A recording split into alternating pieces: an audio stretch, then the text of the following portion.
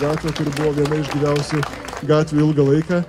Vokiečių gatvė 1 neatrodė taip tuomet, tai buvo kitoks namas dėja, Vokiečių gatvė smarkiai nukentėjus ir atgriauta, bet iš to yra daug ir kitų ir privalumų netgi, nes tas bulvaras, kurį turime, visų labai mėgiamas, tai tikrai labai džiaugiamės pagerbdami vokiečių bendruomenę būtent čia ir šiandien.